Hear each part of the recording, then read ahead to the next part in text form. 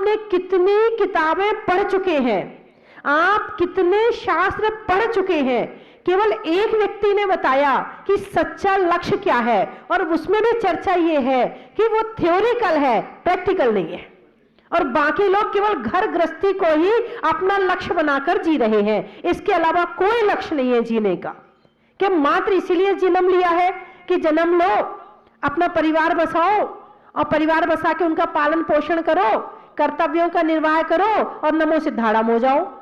केवल इनके लिए जन्म लिया, केवल इनके लिए जी रहे हैं। यदि इनके लिए जी रहे हो तो एक मकड़ी भी ये काम करती है। मकड़ी भी जन्म लेती है, अपना जाला बनाती है, सारी जिंदगी उस जाले में घूमती है, वही अपने बच्चे पैदा करती है और वही घूम घाम के घर गृहस्थी में, उसकी भी घर गृहस्थी है, सबकी अलग अलग है।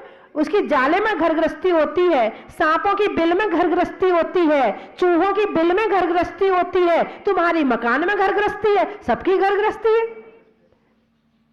सब अपनी घर गृहस्थी के लिए जी रहे, पशु भी अपनी घर गृहस्थी के जी रहे हैं, तुम भी अपनी घर गृहस्थी के लिए जी रहे हैं। बताइए आपके जीने में और पशुओं के जीने में क्या अंतर है? आप पैदा हुए थे, कितने पैर थे? 2। शादी हुई, 4 पैर हो गए। हम 2, हमारे 2, 8 पैर हो गए। मकड़ी के कितने पैर होते हैं? 8। क्या काम करती है वो भी यही करती है, सारी जिंदगी जाला बुनती है, उसी में घूमती है और एक दिन उसी में मर जाती है। बताइए मकड़ी के जीने में और आपके जीने में क्या अंतर है?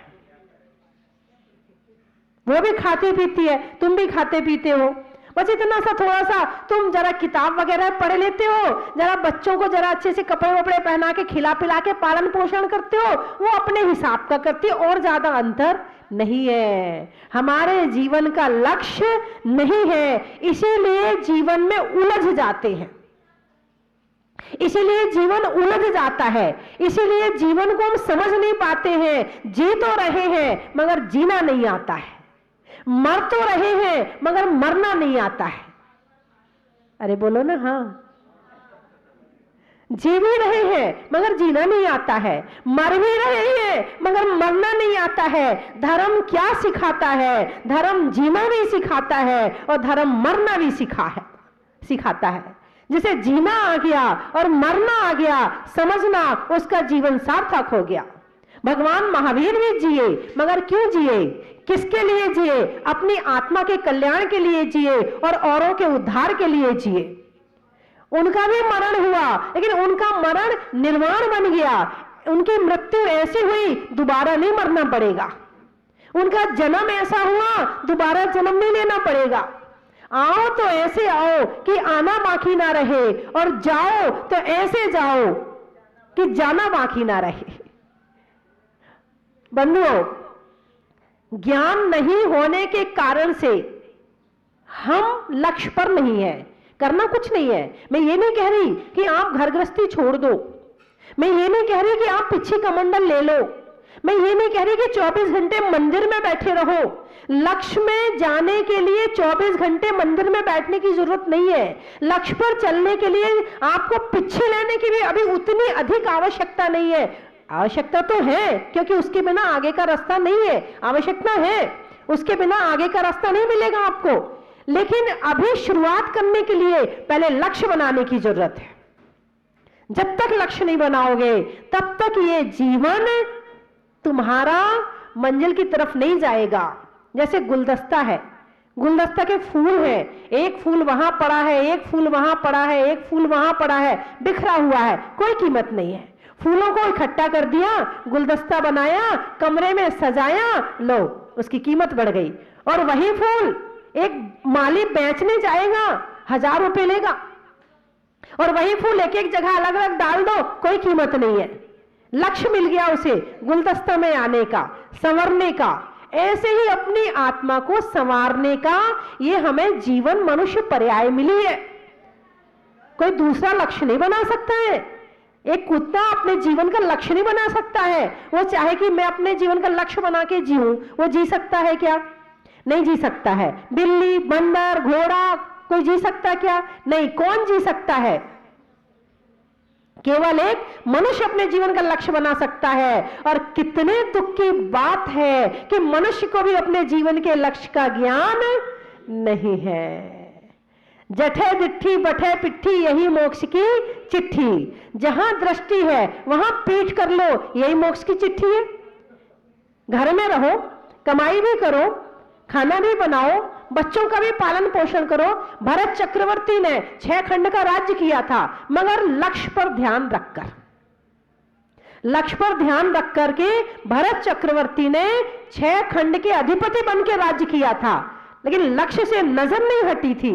इसीलिए दीक्षा लेते ही अंतर मुहूर्त के अंदर उन्हें केवल ज्ञान की प्राप्ति हो गई थी, क्योंकि वो लक्ष्य पर थे, भटके हुए नहीं थे। संसार में रहना बुरा नहीं है, मगर संसार को अपने अंदर घुसा के रखना बुरा है। हमारे गुरुजी कहते थे ना, आपको मैंने पहले भी बताया है, खाओ पियो मस्त रहो, धर्म करो व्यस्त रहो। लक्ष्य होना चाहिए धर्म। एक माता भोजन बनाती है अपने बच्चों के लिए, और एक जब चौका लगता है तब भी भोजन बन रहा है। भोजन दोनों में बन रहा, वही दाल है, वही सब्जी है, वही आटा है, वही रोटी, सब कुछ। लक्ष्य बदल गया। एक को बनाने में पुण्य नहीं है और एक को बनाने में पुण्य है। चर्चा चल रही है आयु कर्म के बाद नाम कर्म की। आप जानते हो नाम कर्म को? नाम कर्म को जानते हो? अरे बोलो ना, हाँ नहीं, कुछ तो बोलो। नहीं जानते हो? नहीं जानते हो। जब जानते ही नहीं तो ये नहीं पूछ सकती मैं आपसे कि वो रहता कहाँ है। जब आपको नाम पता ही नहीं है तो आप तो उसके स्थान भी नहीं बता सकते हो। नहीं बता सकते ना? अच्छा ये बताओ, आपके घर में अलमारी है? बोलो ना हाँ। कहाँ रखी पता है? पता है। आपकी दुकान है? हाँ। उसमें सामान कहाँ है पता है? अच्छा। आपके घर में तिजोरी भी होगी? अरे बोलो ना हाँ। कहाँ रखी याद है? बोलो हाँ। आपके बच्चे हैं? बोलो ना हाँ। कहाँ है? यही है? हाँ, जिसके जहाँ जहाँ है याद है सबको कि मेरे बच्चे वहाँ पर है ना? अब आपके पास में नाम कर्म है, पता है आपको? नहीं, नहीं पता है।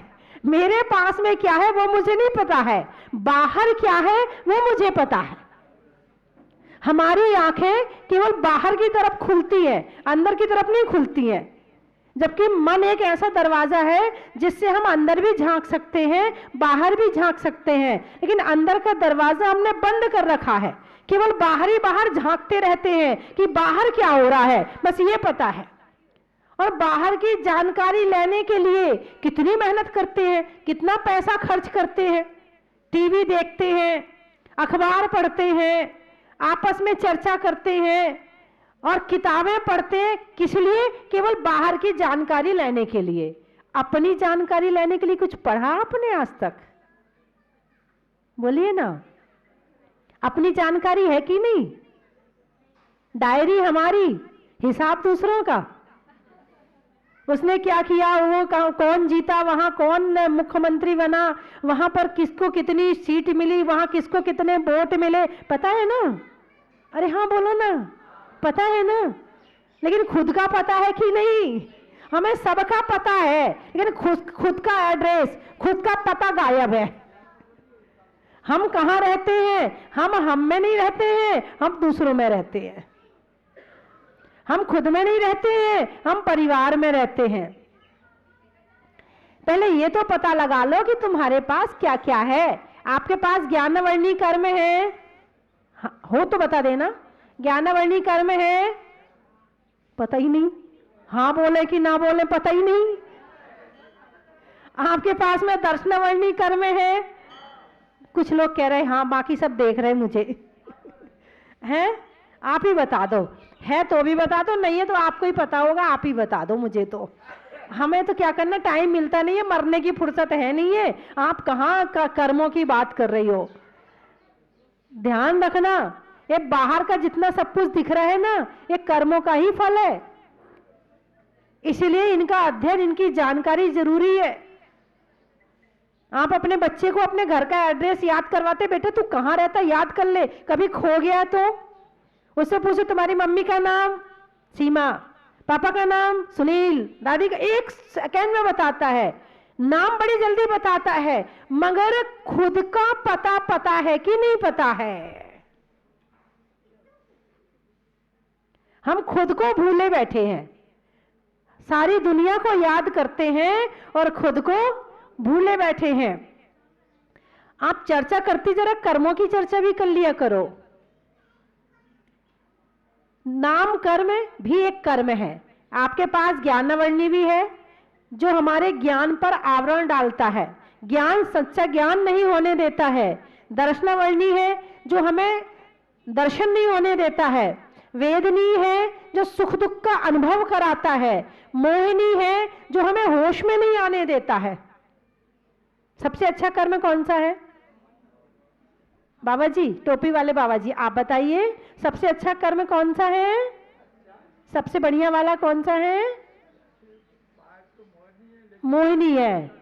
बहुत बढ़िया, बाबा जी ने दोनों बात बता दी। सबसे अच्छा कर्म तो मोहिनी है, वैसे खतरनाक भी है। सबसे वृद्ध व्यक्ति हमारे यहाँ के, सबसे अच्छा कर्म मोहिनी है। इस उम्र में आके यही तो लगता है, लगता नहीं लगता है? जबकि सबसे हमें भ्रमित करने वाला, चारों गतियों में घुमाने वाला, हमें सबसे ज्यादा दुख देने वाला, सबसे ज्यादा रुलाने वाला, सबसे ज्यादा दुखी करने वाला यदि कोई कर्म है, बोलो ना, मोहिनी है। और आप कहोगे सबसे अच्छा कर्म कौन सा है? मोहिनी है। नहीं है, नहीं है, हो ही नहीं सकता है। जितना मोह उतना दुख, और जितना मोह कम उतना दुख कम। संसार में सुखी होना है, मोह कम कर दो, और दुखी होना है, सबसे मोह बढ़ाना शुरू कर दो। बस आपको क्या चाहिए? सुख चाहिए कि दुख? बोलिए ना, जोर से बोलिए ना। तो क्या करना पड़ेगा? आज से कम करोगे? यदि बेटे का मोह मां से कम हो जाए शादी के बाद, मां तड़फ जाती है। आजकल मेरा बेटा तो मेरा रहा ही नहीं, आजकल तो मेरी सुनता ही नहीं है, आजकल तो मेरे से बात ही नहीं करता है, जब से बीवी आई है मेरी तरफ तो देखता ही नहीं है। मां तड़फ जाती मोह कम हो जाए तो। ऐसा है कि नहीं? अरे सोचो ना, अच्छा हुआ, जितना मोह कम उतनी टेंशन कम।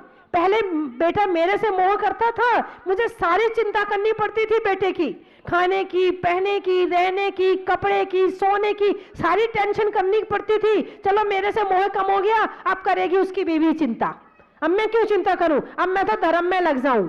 ऐसा सोचा क्या? नहीं सोचा, नहीं सोचा। बहुत कम लोग हैं जो ऐसा सोचते हैं, चल मेरी जिम्मेवारी कम हो गई, अब वो जाने उसका काम जाने। बहुत कम लोग सोचते हैं, और सबसे ज्यादा घर में लड़ाई का कारण भी यही होता है कि जब बेटे का मोह बढ़ता है माँ से, अब माँ पे आधा, बीवी पे चला जाता है आधा, फिर दोनों में शुरू होती है कि जब से ये बहू आई ना, तब से मेरा बेटा मेरे से बात नहीं करता है, और सारा कलेश यहीं से शुरू हो जाता है। अरे अब शादी हो गई, छोड़ो उसे, बहुत तुमने 20 साल पकड़ लिया, 25 साल पकड़ के रखा, अब उसे स्वतंत्र उड़ने दो। चिड़िया का बच्चा, जब चिड़िया के बच्चे के पंख निकल जाते हैं ना, तो वो भी उड़ जाता है। तो चिड़िया कहती है चल कोई बात नहीं, चिड़िया उसके पीछे नहीं भागती है, वो भी आराम से थोड़े दिन देखती कि हाँ अब ये उड़ने लगा है, अब ये अपने आप से, वो भी आराम से रहती। ऐसे ही आपको भी रहना चाहिए, ताकि आपका धर्म को टाइम मिल जाएगा, आपका धर्म में मन लगेंगे। जितना विचार वहां से कम होंगे, उतने विचार यहाँ आने लगेंगे, क्योंकि डिब्बा तो डिब्बा है, दिमाग तो दिमाग है। चाहे तुम उसे मोह में लगा दो, चाहे धर्म में लगा दो। शक्ति तो शक्ति है, चाहे उसे घर के काम में लगा दो, चाहे त्याग में लगा दो। मन तो मन है, चाहे उसे बुराई भलाई में लगा दो, चाहे शास्त्रों के स्वाध्याय में लगा दो। हमारे पास कैपेसिटी तो उतनी है, क्षमता तो उतनी है। अक्सर बच्चे आते हैं, माता जी मेरा मन नहीं लगता पढ़ने में, मेरा मन स्थिर नहीं होता पढ़ने में। फिर मैं उनसे पूछती हूँ, जब तुम पढ़ने बैठते हो तुम्हारा मोबाइल कहाँ होता है? बोले मेरे पास होता है। मैंने कहा अच्छा। फिर मैंने कहा जैसे तुम एक पेज पढ़ते होगे, तुम्हारे दोस्त का मैसेज आता होगा? बोले हाँ आता है। फिर तुम किताब छोड़कर उसे मैसेज व्हाट्सएप करने लग जाते होगे, बोले हाँ। फिर तुम थोड़ा पढ़ते होगे, फिर मैसेज आता होगा, बोले हाँ। फिर थोड़ी देर बाद फिर उसका मोबाइल आता होगा, बोले हाँ। मैंने कहा मन कहाँ से लगेगा पढ़ने में? बोले क्या करें फिर? मैंने कहा नियम लो कि 1 घंटा 1.5 घंटा पढ़ाई करनी है। जब तक पढ़ाई करेंगे मोबाइल को साइलेंट कर दो और बैग में डाल दो ले जाके, और बैग की चेन बंद कर दो। जब तक नियम है, जब तक 1.5 घंटे नहीं हो जाएंगे मोबाइल को हाथ नहीं लगाऊंगा। और इस तरह बैठ करके पढ़ाई करो, और ये भी सोचो कि जब तक मैं पढ़ रहा हूं तब तक मौन है, किसी से बात नहीं करूंगा, किसी और के विषय में नहीं सोचूंगा। फिर देखो आपकी पढ़ाई होती है कि नहीं होती है, क्योंकि दिमाग तो उतना ही है ना। उसे चाहे मोबाइल में लगा दो, चाहे गेम में लगा दो, चाहे कंप्यूटर में लगा दो, चाहे कार्टून में लगा दो बच्चे, चाहे तुम सीरियल में लगा दो, चाहे पिक्चर में लगा दो, चाहे राजनीति में लगा दो, और चाहे धर्म में लगा दो। चीज तो चीज है, एक ही चीज है। अब उससे तुम क्या काम कर सकते हो वो देख लो आप। जैसे 100 रुपए हैं आपके पास में, अब 100 रुपए खर्च करना है। अब एक ही जगह हो सकते हैं, अब एक ही जगह हो सकते हैं, सामान एक ही मिल सकता है। ऐसे ही जीवन में बहुत सारे विषय हैं, आप क्या लेना चाहते हो वो आपके ऊपर है। बोलो ना हाँ। आप सब बड़ी शांति से बैठ गए, सो तो नहीं रहे, सुन रहे हैं? अच्छा, ध्यान लग गया क्या सुनने में? हाँ, फिर तो ठीक है। तो कहने का अभिप्राय मेरा ये है कि हम अपनी एनर्जी कहीं भी लगाएं। जैसे आप नोट खर्च करते हो, सोच समझ के करते हो। मेरे पास 1000 का नोट है, यदि ये खरीद लूंगा तो मेरी वो जरूरी चीज नहीं आ पाएगी, तो सोच समझ के खर्च करते हो। ऐसे ही अपना दिमाग, अपने विचार, अपना मुखड़ा तभी खोलो, अपना मन वहीं लगाओ जहां जरूरत है, और जहां जरूरत नहीं है वहां मत लगाओ। जैसे नोट तुमने खर्च कर भी दिया, वो दोबारा लौट के आ सकता है, लेकिन यदि दिमाग और समय खर्च कर दिया वो दोबारा लौट करके नहीं आ सकता है। अब दिमाग तो दिमाग है, चाहे चिंता में लगा दो चाहे चिंतन में लगा दो।